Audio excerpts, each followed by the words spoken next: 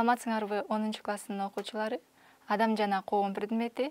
Сиздер менен мен Сталбекова Элиза Сталбековна. Экранда көрсөтүлгөн сүрөткө көз жаптырсак, ар кандай кесиптин ээлерин жана ар кандай статус ээлерин көрүп турабыз. Балдар, бул сүрөт менен биз эмнени айта алабыз? Туура айтасыңар. Демек бул сүрөттөн биз ар кандай социалдык статустун ээлерин, ар кандай кесиптин ээлерин көрө алдык. Биз социалдык статус деген түшүнүккө канчалык көп маани беребиз жана ал тууралуу канчалык көп ойлонобуз. Жана адамдын статусу боюнча гана баалайбызбы?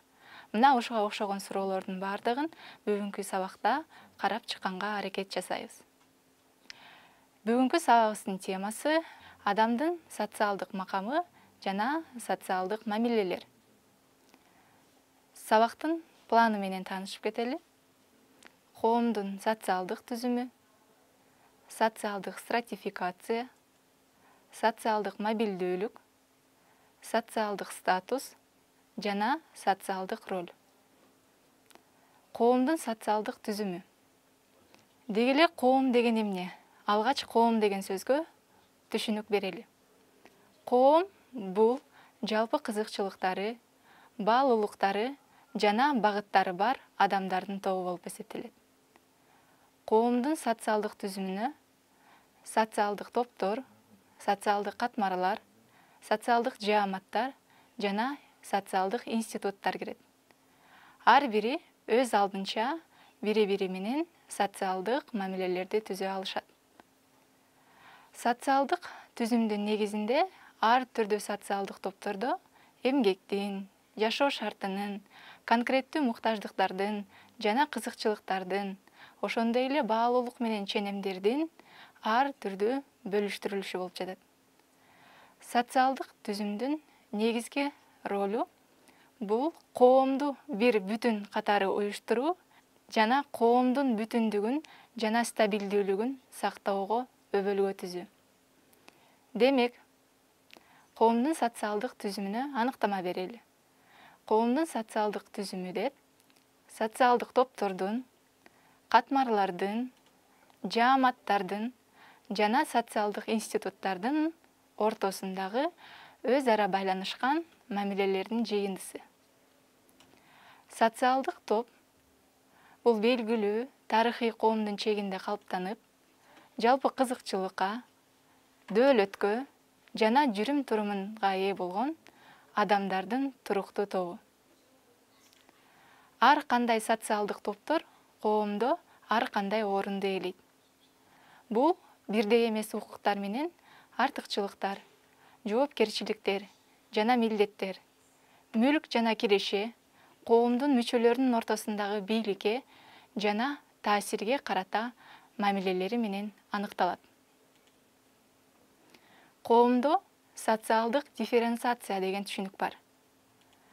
Коомдо ээлеген ордуна жараша ар кандай чен өлчөмдөр, мисалы жынысы, жаш курагы, жашаган жери, улуту боюнча социалдык топторго бөлүү бул социалдык дифференциация деп аталат.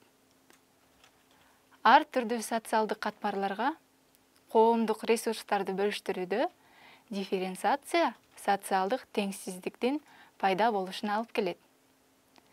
Социалдык теңсиздик деген эмне? Социалдык теңсиздик дегенибиз бул коомдун ресурстарынын калктын ар кандай катмарларынын ортосунда бирдей эмес бөлүштүрүлүшү. Мисалы, акча, бийлик, билим жана кадыр-барк. Теңсиздик принцибине негизделген топтордун ортосундагы айырмачылык социалдык катмарлардын пайда болушунда байкалат. Страта бул латын тилинен алынып, кат же болбосо катмар деген маанини берип, белгилүү бир социалдык позициядагы адамдардын тобун түшүндүрөт. Ал эми социалдык стратификация дегенибиз эмне? Социалдык стратификация дегенибиз коомдун иерархиялык түзүлүштөгү страталарга же болбосо социалдык катмарларга бөлүнүшү социалдык стратификация деп аталат. Мисалы, кыргыздардын социалдык стратификациясын карап көрөлү.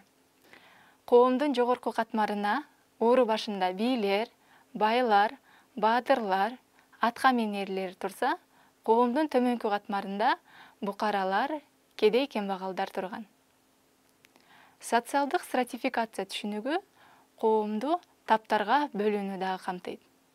Тарыхка кайрылып көрсөк, тарыхта кулдар, касталар, сословиелер жана класстар. Кулчулук бул кулдар жана кул ээлөөчүлөрдүн ортосундагы мамиле. Башкача айтканда, кулдар кул ээлөөчүлөрдүн менчиги болгон теңсиздиктин формасы. Каста байыркы Индияда төрөлгөндөн баштап эле диний эреже, жашоо үчүн бекитилген милдеттер жана укуктар менен мурастаган социалдык топ. Сословие жерге болгон жеке менчикке мүнөздөлгөн салтты же мыйзамды орноткон жана мураска калган укуктар менен милдеттерди камтыган топ. 18-кылымдын экинчи жарымынан тартып Россияда дворяндар, дин кызматкерлери, соодагерлер, дыйкандар деп аталган топтор пайда болгон. Класстар коомдук турмуштун бардык чөйрөлөрүндө өзүнүн ролу менен айырмаланган социалдык топ. Ал негизги социалдык кызыкчылыктардын негизинде түзүлөт жана иштейт.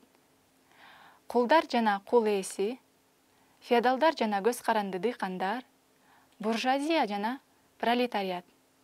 Социалдык стратификациянын чен өлчөмдөрүнө кесибин, жашаган аймагын, киреше өлчөмүн, бийлигин, эмгектен түрү боюнча өлчөнүп келет.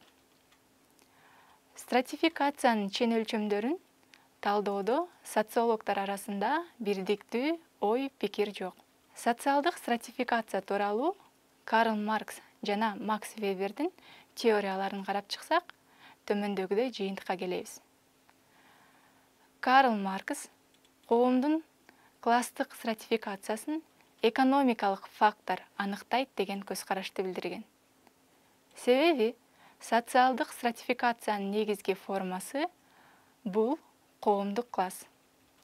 Ал эми белгиси өндүрүштүк каражаттын негизиндеги менчик.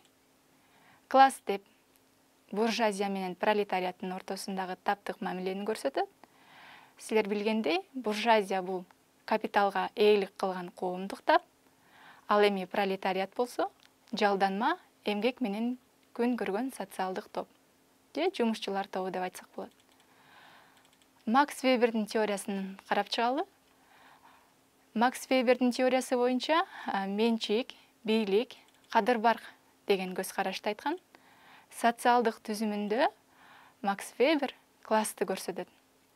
Негизги чен өлчөмдөрү байлык, топтолгон киреше, ар бир адамды социалдык топторго бөлүү, социалдык топтордун чен өлчөмү, этникалык таандыгы, жашаган аймагы, диний көз карашы, кесиби, кадыр-баркы жана бийликке негизделген стратификациянын тиби. Бул саясий класс, элита, топтор жана бийликтен четтетилгендер. Эми жыйынтыктап страта менен класстын айырмачылыгын карап көрөлү. Стратада бул кирешенин деңгээли, жашоо шарты, бийликтеги орду, менчик мамилелери, кадыр-баркы, коомдо өзүнө өзү баа берүүсү менен айырмаланса, класста коомдук өндүрүштөгү орду, өндүрүшкө болгон мамилеси, эмгектин коомдук уюмдагы ролу, байлыкты алуунун жолу жана өлчөмү менен айырмаланат экен. Эми социалдык мобилдүүлүк деген түшүнүк менен таанышалы. Социалдык мобилдүүлүк адамдардын бир социалдык топтон экинчисине өтүшү, алардын статусунун өзгөрүшү. Социалдык мобилдүүлүктүн эки түрү кездешет. Туурасынан бул социалдык иерархиянын бир деңгээлинен экинчисине өтүү, мисалы жөнөкөй эле катардагы кызматкер менеджери же башкаруучу болуп калды дейли. Экинчиси тигинен бул социалдык статусун өзгөртпөстөн ошол деңгээлде жайгашкан топко өтүүсү. Социалдык лифт. Социалдык лифт деп адамдардын бир социалдык топтон экинчи бир топко өтүүсү.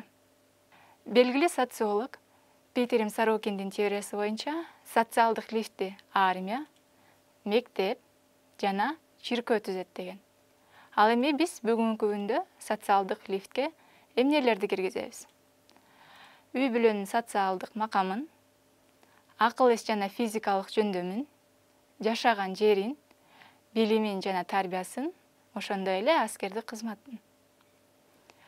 Социалдык мобилдүүлүк, люмпенчилик жана маргиналдар менен коштолот. Люмпенчилик деген эмне?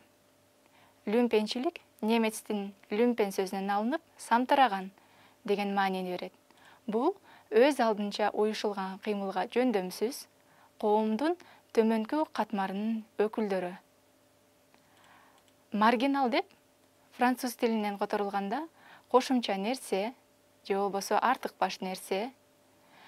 Бул мурдагы социалдык байланыштардан ажырап, бирок жашоо тиричиликтин жаңы шарттарына көнө албай, кандайдыр бир социалдык топтордун арасында ортозар калган адамдар.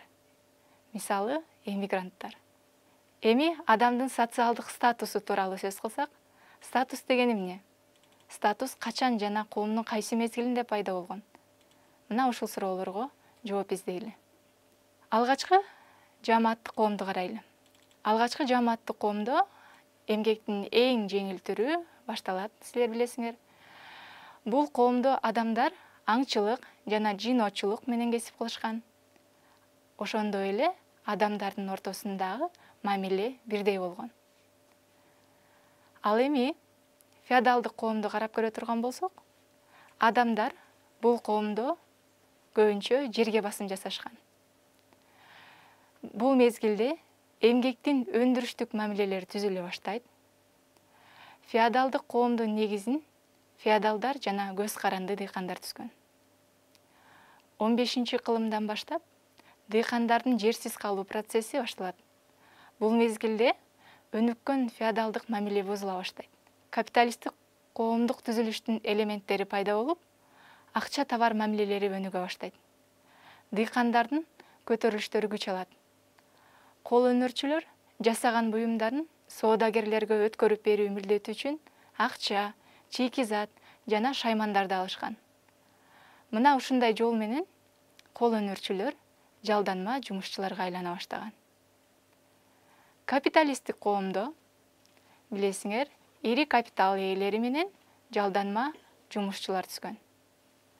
17-18 кылымдарда капиталисттер жалданган жумушчулардын эмгегин колдонуп, заводдорду, фабрикаларды түзүп, иштете башташкан. Социолог Латова белгилегендей, кесипкөй интеллектуалдык ишмердүүлүк менен алектенген адамдар, булар мугалимдер, сүрөтчүлөр, дарыгерлер, байыркы жана орто кылымдарда эле бар болчу. Бирок алар акыл эс эмгеги менен алектенген адамдардын саны кескин өсүп жаткан азыркы мезгилде гана чоң социалдык топ болуп калышканын айтат. Ушул убакыттан баштап гана социалдык кесиптин өкүлдөрү интеллектуалдык ишмердүүлүк аркылуу маданий баалуулуктарды жаратып, мисалы илимде, билим берүүдө, искусствода, укуктануу жаатында коомдун агартылышына жана өнүгүшүнө салым кошушкан. Ал эми күч эмгегин, балдар, айтпасак дагы силер билесиңер. Демек, социалдык статус дегенибиз эмне? Социалдык статус адамдардын башкаларга салыштырмалуу коомдогу социалдык абалы же орду. Социалдык статус экиге бөлүнөт. Буйруган жана жетүүчү статус. Буйруган статус бул адам төрөлгөндө эле же убакыттын өтүшү менен берилген статус. Мисалы, улуту, жашаган жери, ата теги. Жетүүчү статус бул адам өзүнүн эмгеги, каалоосу, жеке таңдоосу же ийгилиги аркылуу жетишкен статус. Мисалы, кесиби, билими, материалдык деңгээли. Бирок бүгүнкү күндө инсандын социалдык статусун аныктаган башка нерсе бул билим, квалификация жана жеке сапаттар. Мына ошондуктан инсан өзүнүн статусуна таасир берүү мүмкүнчүлүгүнө ээ. Социалдык роль. Ролдор адамдардын күткөн нерселери менен аныкталат. Мисалы, ата-энелер балдарына кам көрүшү керек, жумушчу ага тапшырылган ишти ак ниеттүү аткарышы керек деген ой коомдук аң сезимге жайылган. Бирок ар бир адам белгилүү бир жагдайларга, топтолгон жашоо тажрыйбасына жана башка факторлорго жараша социалдык ролду өз алдынча аткарат. Социалдык ролдор социалдык статуска, кесипке же иштин түрүнө байланыштуу болот. Мисалы, мугалим, студент же сатуучу, дарыгер. Негизги социалдык ролду жумушчулар, үй бүлө мүчөлөрү, керектөөчүлөр, жарандар, жеке мүлк ээлери ээлешет. Балдар, бүгүнкү сабакты жыйынтыктап жатып, биз кандай түшүнүктөр менен тааныштык? Социалдык түзүм, социалдык топ, социалдык дифференциация, страта, социалдык мобилдүүлүк, социалдык статус жана социалдык роль деген түшүнүктөр менен тааныштык. Сабагыбызды жыйынтыктап жатып, силерге суроо менен кайрылгым келип турат. Биз мамлекет жөнүндө социалдык маалымат алып туруп, кандай өлкө экендигин аныктай алабызбы?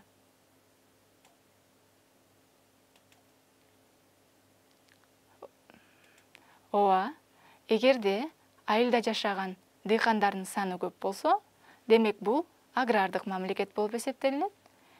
Же жумушчулардын, интеллигенциянын саны көп болсо, бул индустриалдык өлкө болуп эсептелинет.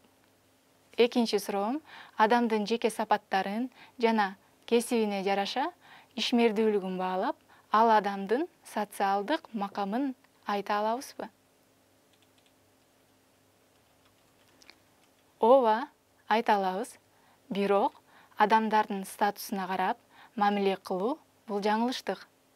Биздин баш мыйзамыбызда адамдар улутуна, динине, тилине, жынысына карабастан бардыгы тең укуктуу деп айтылат. Ушуну менен сабагыбыз аягына келип жетти. Көңүл бурганыңыздар үчүн чоң рахмат. Саламатта калгыла.